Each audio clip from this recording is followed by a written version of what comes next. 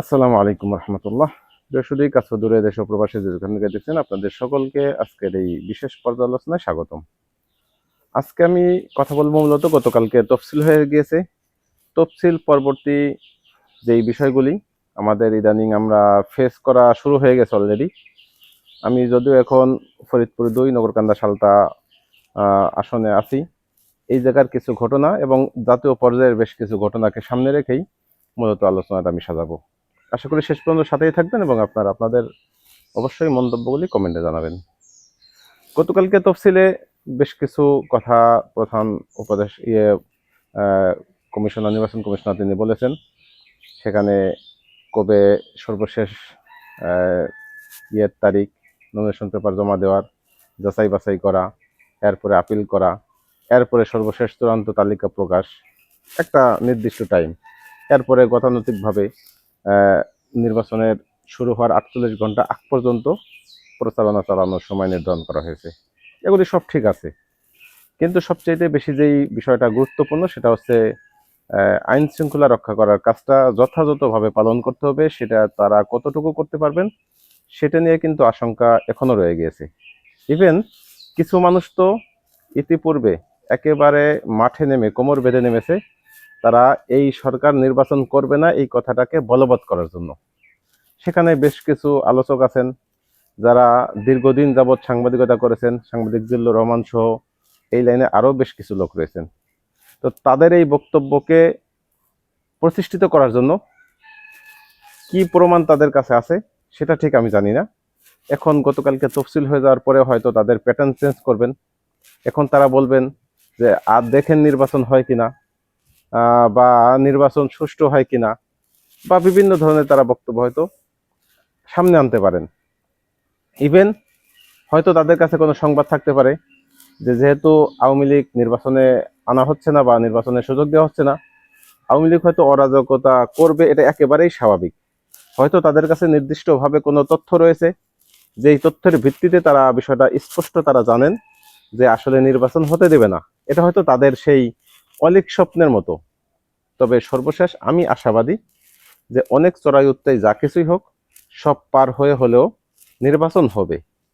কতটা সুষ্ঠু হবে এবং আইন শৃঙ্খলা কতটা শক্তভাবে অবস্থান করতে পারবে বা সবকিছু ট্যাকেল দিতে পারবে সেটা নিয়ে আপনি ডিবেট করতে পারেন, আলোচনা করতে পারেন, সমালোচনা থাকবে, বাট নির্বাচন হবে, এতে অন্তত আমার আপাত দৃষ্টিতে কোনো সন্দেহ নেই।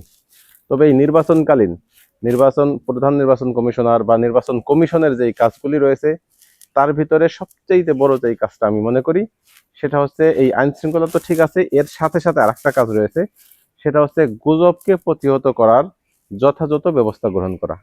যেমন আমি এই বিষয়টা এজন্যই আনলাম যে যেহেতু এই সময়টা এখন এআই এর যুগ, এআই দিয়ে যে কারো বক্তব্য নকল করা যায়, জেনারেট করা যায় এবং কণ্ঠটাও সৌভাব তার মতো করে তৈরি করা যায়। সে কারণে দেখা যাবে কারো বিরুদ্ধে একটা উগ্রতামূলক আচরণ বা উগ্রতামূলক কোনো উগ্র বক্তব্য সেগুলি জেনারেট করে যদি সোশ্যাল মিডিয়ায় ছড়িয়ে দেওয়া হয় তাহলে ওই প্রার্থীর প্রচুর ক্ষতি হওয়ার সম্ভাবনা রয়েছে। হতে পারে সেটা ধর্মীয় ইস্যু নিয়েও হতে পারে, যে কারো বিরুদ্ধেই হতে পারে, সেটা ইসলামী দলের বিরুদ্ধে হতে পারে, অন ইসলামিক দলের বিরুদ্ধে হতে পারে, তথা বিএনপি বিরুদ্ধে হতে পারে। ইসলামিক দলের কোনো নেতা হয়তো এমন কোনো একটা কথা বলে, মানে তার মুখ দিয়ে বের করানো, এরকম জেনারেট করা যেই কথাটা ইসলামের বিপক্ষে যায়, মানুষ তার বিরুদ্ধে ক্ষিপ্ত হয়ে যাবে, ইসলাম সম্পর্কে ভুল ধারণা করবে। অথবা বিএনপির কোনো প্রার্থীর বিষয়ে এমন কোনো জেনারেট করা যেটা ওই প্রার্থীর সম্পর্কে মানুষের ভুল বার্তা আসবে। এরকম মিথ্যা বা এই এআই দিয়ে তৈরিকৃত বেশ কিছু সমস্যা তৈরি হতে পারে। সাথে আর একটা বিষয় হচ্ছে খণ্ডিত অংশ প্রচার করে ভাবমূর্তি নষ্ট করার একটা চেষ্টা করা হতে পারে। যেমন আমি গতকালকে দেখেছি আমাদের সালতা নগরকান্দায় ছোট লক্ষণ দিয়ে একটি অনুষ্ঠান হয়েছে। সেখানে সমমনা 8 দল তথা ইসলামী আন্দোলন, জামাত ইসলামী, এরপরে বাংলাদেশ খেলাফত মজলিস সহ সমমনা যে তাদের 8 দলের জোট, এই 8 দলের একটি সমাবেশ ছিল।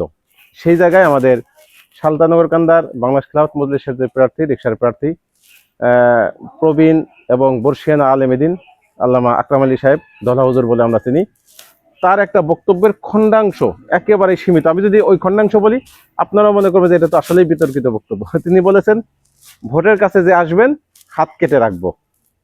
মানে বক্তব্যটা এরকম যে ভোটের কাছে যে আসবেন হাত কেটে রাখবো। অথচ আমি পরবর্তীতে তার সম্পূর্ণ ভিডিওটা দেখেছি।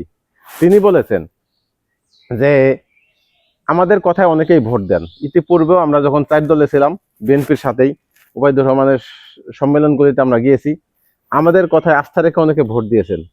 এবারও অনেকে আমাদের কথায় ভোট দিবেন। এবং একটা গ্রুপ বলতেছে, হুজুর আপনাদের তো ভোট দিবে, কিন্তু সেই ভোট কি আপনারা রক্ষা করতে পারবেন?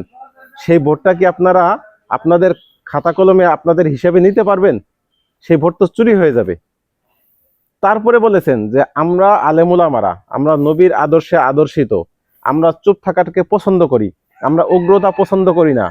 কিন্তু কেউ যদি ভোট চুরি করতে আসে, এই ভোট ছিনতাই করতে আসে, ভোটের কাছে এসে দেখেন হাত কেটে রাখবো। চুরির শাস্তি হাত কাটা, সেই অর্থে তিনি হয়তো এইভাবে বলেছেন। আর রাজনৈতিক বক্তব্য তো অনেক কিছুই আসলে খাতা কলমে হিসেব করে আপনার শাব্দিক অর্থে এগুলিকে বিচার বিশ্লেষণ কেউ করেন না।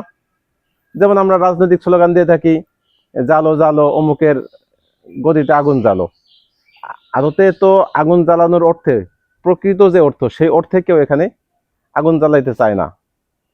তো এই যে বক্তব্যগুলি, এগুলি রাজনৈতিক বক্তব্য, কিন্তু তারপরে দেখেন একটি খণ্ডিত অংশ যখন সেটাকে সামনে আনা হয়, সেটার একটা অর্থ দাঁড়ায় যে এটা বিতর্কিত একটা অর্থ। যেমন আমি বিএনপির নওরকান্দারি প্রেস ক্লাবের একজন সাংবাদিক পরিচয় বহন করেন, সম্ভবত শওকত না কি যেন নামটা আমার ঠিক খেয়াল নাই এই মুহূর্তে। উনি এটাকে ওই খণ্ডিত অংশ শেয়ার দিয়ে বলেছেন যে আপনি যদি ভোট কেন্দ্রে যারা যাবে তাদের হাত কেটে রাখেন, তাহলে ভোট দিবে কারা? মানে ওখানে ওনারা মিন করেছেন এভাবে, খণ্ডিত অংশ প্রচার করে, যে ভোটারদের হাত কেটে দিতে চেয়েছেন। অর্থাৎ এখানে জঙ্গি হিসেবে সাব্যস্ত করা বা ভোটারদেরকে ভীতি প্রদর্শন করা, এই জাতীয় বিষয় সামনে এনে তারা এটাকে বিভ্রান্তি ছড়ানোর একটি চেষ্টা করতেছেন। এটা শুধু এই নগরকান্দা সালটা এখানেই সীমাবদ্ধ নয়, অর্থাৎ ফরিদপুর 2 আসনেই সীমাবদ্ধ নয়, এই ঘটনাগুলি সারা বাংলাদেশেই ঘটবে। এ কারণে নির্বাচন কমিশনের এখানে কি করণীয় আছে? নির্বাচন কমিশনের অবশ্যই করণীয় আছে তাদের আলাদা একটা মিডিয়া সেল গঠন করা, যেখানে ফ্যাক্ট চেকিং থাকবে এবং পূর্ণাঙ্গ সাপোর্ট থাকবে। অনলাইন ভিত্তিক সকল ধরনের যে কর্মকাণ্ড সেখানে করতে পারে। প্রয়োজনে 50-60 জন 100 জন একটা টিম থাকবে। অলমোস্ট সব সময় তাদের কাজ করতে হবে, টিম ওয়ার্ক চালু রাখতে হবে। সেফটি ভাগ করে করে 8 ঘন্টা বা 6 ঘন্টা বা 12 ঘন্টা যেভাবেই হোক, যে 2টা বা 3টা টার্মে অর্থাৎ 24 ঘন্টা তারা অনলাইনে থাকবেন। এবং তারা খুঁজে খুঁজে প্রত্যেকটা 300 আসনের খুঁটিনাটি সব বিষয়গুলি তারা পরখ করবেন। যেটাই তাদের কাছে মনে হবে এটা এআই দিয়ে তৈরি করা, সাথে সাথে সেটা তারা সেভাবে তাদের ক্ষমতা দেওয়া হবে যাতে ওইটা অনলাইন থেকে সরিয়ে দেওয়া যায় এবং তার একটা ব্যাখ্যা দাঁড় করানো যায়, অথবা এর বিরুদ্ধে মামলা করা হোক, যে কোনো আইনগত পদক্ষেপ নেওয়া হোক। এবং বিশেষ করে প্রান্তিক শ্রেণীর যেই জায়গাগুলি আছে, যেখানে মানুষ আসলে এতটা অনলাইনমুখী না বা জনসমাজ সকলেই এই আপনার অনলাইনে ইনভলভ না, সেই জায়গায় মানুষকে কিভাবে সতর্ক করবেন সেটাও ইসিকে ভাবতে হবে। কারণ আপনি অনলাইনেই তার প্রতিবাদ করে দিলেন, হয়তো এটা ব্যাপক আকারে মানুষের সেখানে প্রচারণা চালাচ্ছে, মুখে মুখেও চালাচ্ছে, তখন ওই প্রান্তিক শ্রেণীর মানুষের কাছে কিন্তু আপনাদের এই বার্তাটা হয়তো বাজাবে না। সেই জায়গায় তাদেরকে বোঝানোর জন্য যে আসলে এই নিউজটা দেখতেছেন বা এই বক্তব্যটা দেখতেছেন এটা এআই দিয়ে তৈরি করা, অথবা এটা ফেক এই করা তৈরি করা, অথবা এটা ভুলভাবে উপস্থাপন করা হয়েছে খণ্ডিত অংশ, এই বিষয়গুলি কিন্তু এদের দায়িত্ব। কারণ এটা যদি না করতে পারে তাহলে সুষ্ঠু নির্বাচনের মানে প্রচন্ড বাধাগ্রস্ত হবে এবং কেউ কেউ অত্যন্ত ক্ষতিগ্রস্ত হবে। আর একটা বিষয় হচ্ছে আমাদের নির্বাচনের আচরণবিধি রয়েছে। এই আচরণবিধি এই পর্যন্ত আমি, আমার বয়স এখন 43-44, আমার বয়সে আমি কখনোই দেখিনি আচরণবিধি নিয়ে নির্বাচন কমিশন খুব শক্ত কোনো দৃষ্টান্ত দিয়েছে। এবারে নির্বাচন যেহেতু আমরা বলতেছি ব্যতিক্রম একটি নির্বাচন এবং বাংলাদেশের 54 বছরের ইতিহাসে সর্বোচ্চ ভালো মানের একটি নির্বাচন এরা প্রতিশ্রুতি দিয়েছেন। বিশেষ করে ডক্টর ইউনূস সাহেব বলেছেন যে এটা মাইল ফলক হয়ে থাকবে এই নির্বাচনটা। সেই জায়গা থেকে আমি বলবো যে আচরণবিধি যেন শতভাগ ঠিক রাখার চেষ্টা করা হয়। অর্থাৎ কোনো প্রার্থী সে যেই দলের হোক, যত হেভি ওয়েট প্রার্থী হোক, যদি আচরণবিধি লঙ্ঘন করে, সাথে সাথে সেই আচরণবিধির যেই শাস্তি, সে লঙ্ঘনের যে শাস্তি, সেই শাস্তি যেন তার উপরে প্রয়োগ করা হয়। প্রয়োজনে যদি বড় ধরনের লঙ্ঘন হয় যে কারণে তার প্রার্থিতা বাতিল করা হবে, সেই প্রার্থিতাও যদি বাতিল করা হয়, সেটাও কিন্তু একটি দৃষ্টান্ত হবে। ধরেন এটা বিএনপি যেহেতু বড় দল, বিএনপি দিকেই আমি এক্সাম্পলটা দিলে সহজে আসবে সকলের, যে বিএনপির বড় কোনো প্রার্থী, হেভিওয়েট কোনো প্রার্থী, যেমন ধরেন আপনার মির্জা ফখরুল ইসলাম আলমগীর স্যার, তিনি তার আচরণবিধি এমনভাবে লঙ্ঘন করেছেন যে আমি এক্সাম্পলের জন্য বলছি যে সেই আচরণবিধিটা মূলত প্রার্থিতা বাতিলের পর্যায়ে পড়ে। তাহলে ওই জায়গায় যদি নির্বাচন কমিশন সিদ্ধান্ত নেয় যে মির্জা ফখরুল ইসলাম আলমগীর স্যারের প্রার্থিতা বাতিল করবেন, এবং এটার কারণে এই আশঙ্কা করার কোনো কারণ নাই যে ওই জায়গায় মানুষ প্রতিবাদী হবে এবং একটা গ্যাঞ্জাম লাগার সম্ভাবনা রয়েছে, এমন ভাবার কোনো কারণ নেই। কেন কারণ নেই? কারণ প্রথমত এটা একটা এক্সাম্পল হবে, দ্বিতীয়ত এই জিনিসটা মানুষের মাঝে যখন ইস্টাবলিশ করা যাবে যে ওনার এই অপরাধের কারণে এই শাস্তি দেওয়া হয়েছে, যখন আপনি ন্যায় বিচার প্রতিষ্ঠা করতে চাবেন, ন্যায় বিচার প্রতিষ্ঠা করবেন, তখন আসলে মানুষ সেটাকে সহজে মেনে নেয়, মেনে নেওয়ার মন মানসিকতা তৈরি হয়ে যায়। 2-4 জন হয়তো বিশৃঙ্খলা করার চেষ্টা করবে, কিন্তু সেটা ঢোপে টিকবে না। তৃতীয় যে বিষয়টা, বিএনপির হাইকমান্ড বিশেষত তারেক রহমান, তার সম্পর্কে যতটুকু ধারণা হয়েছে, হ্যাঁ বিতর্ক সবকিছুই তার হয়তো পিছিয়ে আছে, কিন্তু আমার যতটুকু তার বিষয়ে ধারণা হয়েছে যে তিনি আইনের বিষয়ে খুব শক্ত, অর্থাৎ এই নীতিগত যে সিদ্ধান্ত বা যে কোনো ফরম্যাটের যে কোনো আইন, এই আইন অমান্যকারীদের শাস্তির ব্যাপারে তিনি দৃঢ়। এই জায়গায় যদি নির্বাচন কমিশন শক্ত কোনো অবস্থান নেন, তাহলে অন্তত তারেক রহমান সেখানে হয়তোবা সাধুবাদ না জানালেও বিদ্রোহ করবেন না বা তার বিরুদ্ধে অবস্থান নেবেন না, এবং সাধুবাদ করাটাই স্বাভাবিক মনে হচ্ছে আমার কাছে। তো এটা তো একটা দলের এক্সাম্পল দিলাম, এরকম প্রত্যেকটা দল আমার মনে হয় আইনের ভিতরে থেকে আপনারা যদি স্বচ্ছতার সাথে নিশ্চিত করতে পারেন যে আপনারা এখানে অনৈতিক কিছু করছেন না এবং পক্ষপাতিত্ব কোনো আচরণ করছেন না, বরং আপনারা আপনাদের আরপিওতে যা আছে, আচরণবিধিতে যা আছে, ঠিক সেটার কারণেই আপনারা এই সিদ্ধান্ত নিয়েছেন, তাহলে সকল মানুষ আপনাদের সাথে থাকবে এবং এই নির্বাচনটা সুষ্ঠু হওয়ার একটা সম্ভাবনা থাকবে। আর একটা বিষয় দেখেন, আচরণবিধির বড় একটা বিষয় হচ্ছে আর্থিক যে বিষয়টা। এই আর্থিক বিষয়টা আমার মনে হয় এখন অব্দি হিসাব করার বা নির্বাচন কমিশন তদারকি করার মতো ক্ষমতা নির্বাচন কমিশনের এখন অব্দি হয়নি। এটা আমি বিশ্বাস করি যে নির্বাচন কমিশনের এই ক্ষমতা নেই। তবে কিছু ফর্মুলা যদি এরা অ্যাপ্লাই করতো, তাহলে কিছুটা কমিয়ে আনা, খরচ কমিয়ে আনার সম্ভাবনা থাকতো। যেমন আমরা ঘরে ঘরে ভোট চাওয়ার প্রবণতা তো আছেই, সেটা থাকবেই। সাথে আপনার যদি এটা করা হয় যে সমাবেশগুলি, যেমন আগে তো আমাদের মিছিল মিটিং ছিল, মিছিল এখন বাতিল হয়ে গেছে, এখন থেকে আর কোনো মিছিল হবে না। তবে এই সমাবেশের বিষয় আছে যে প্রত্যেকে সমাবেশ করতে পারে। এই সমাবেশটা যদি দলীয় সমাবেশ নিষিদ্ধ করা হয়, বরং নির্বাচন কমিশন নির্দিষ্ট করে প্রত্যেকটা থানায় যে এই এই কয়েকটা ইউনিয়নের ভিতরে 3টা বা 4টা ইউনিয়ন করে করে এক একটা সমাবেশ হবে, এবং সর্বশেষ পুরা থানা মিলে একটা সমাবেশ হবে, এবং প্রত্যেকটা সমাবেশ করবে নির্বাচন কমিশন। সেই জায়গায় সকল দলের প্রার্থী উপস্থিত থাকবেন এবং প্রত্যেকে তাদের ইশতেহার এবং প্রতিশ্রুতি, জনগণের সাথে যে কমিটমেন্ট, এগুলি তারা ব্যক্ত করবেন। এই ব্যক্ত করার মাধ্যমেই তারা মূলত জনগণকে ভোট চাবেন এবং জনগণকে কাছে টানার চেষ্টা করবেন। সকলের বক্তব্য শুনে মানুষ ডিসাইড করবে তারা কাকে ভোট দিবে। ব্যক্তিগতভাবে জনে জনে গিয়ে ভোট চাওয়া এবং ভিন্ন ভিন্নভাবে সমাবেশ করা, এতে বরং আরো বিশৃঙ্খলা তৈরি হয়, আর্থিক অনেক ক্ষতি হয় এবং প্রচুর পরিমাণে ক্ষতি হয়। যেমন নির্বাচন কমিশনের একজন প্রার্থীর জন্য মাত্র 25 লক্ষ টাকা বাজেট করেছেন, যে 25 লক্ষ টাকার উপরে তারা খরচ করতে পারবেন না। আদতে 25 লক্ষ টাকায় বর্তমানে একটি মেম্বার নির্বাচনও করতে পারে না, আমি যতটুকু জানি। কারণ আমি 2004-এর দিকে 3-এর দিকে উত্তরাতে ছিলাম, উত্তরা মিনস দক্ষিণ খান। তো সেখানে আমি দেখেছি দক্ষিণ খানের যে নির্বাচিত চেয়ারম্যান, তাদের সাথে বা তাদের যেই ফ্যামিলিগত আমাদের একটি সম্পর্ক ছিল ওই জায়গায়, মসজিদে একসাথে নামাজ পড়তাম, সেই মোল্লাবাড়ি মসজিদেই আমরা নামাজ পড়তাম মাদ্রাসা থেকে। তো সেখানে আমরা যতটুকু দেখেছি যে ওই সময় নাকি 4-5 কোটি টাকা খরচ হয়েছিল একটা নির্বাচনে, চেয়ারম্যান নির্বাচনে। একজন চেয়ারম্যান নির্বাচনে যদি কোটি টাকার উপরে খরচ যায়, তাহলে একজন এমপি নির্বাচনে কত টাকা যাবে? এটা একেবারেই স্বাভাবিক। আপনি হিসাব করেন যে একটা এমপি যে নির্বাচন হয়, সেই নির্বাচনের কয়টা বাজার আছে? যেমন আমাদের সালতানগর কান্দায় কতগুলি গ্রাম আছে, প্রত্যেকটা গ্রামে একটা করে বা 2-3টে গ্রামে একটা করে বাজার আছে।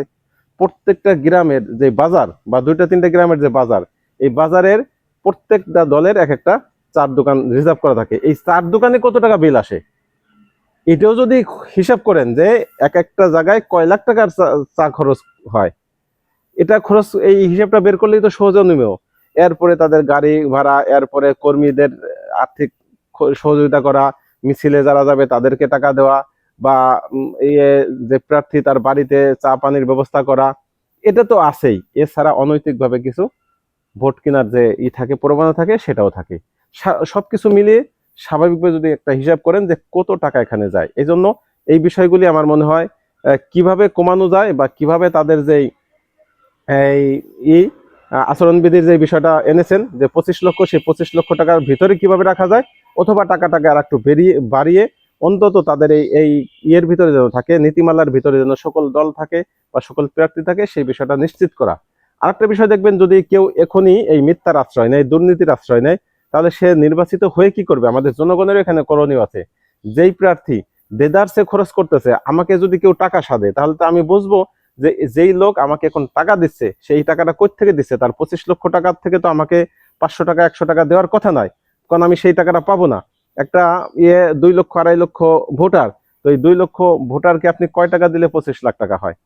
তাহলে আপনি একটা চা খাওয়াইলেই তো 25 লক্ষ টাকা চলে যায়। সেই ক্ষেত্রে দেদারসে চা খাওয়াচ্ছেন, আবার কিছু ভোট কিনছেন। তাহলে যেই লোকটা এখনই দুর্নীতিগ্রস্ত, সে সংসদে গিয়ে কি করবে? এই বিষয়টা জনগণ হিসেবে আমাদেরও কিন্তু মাথায় রাখতে হবে।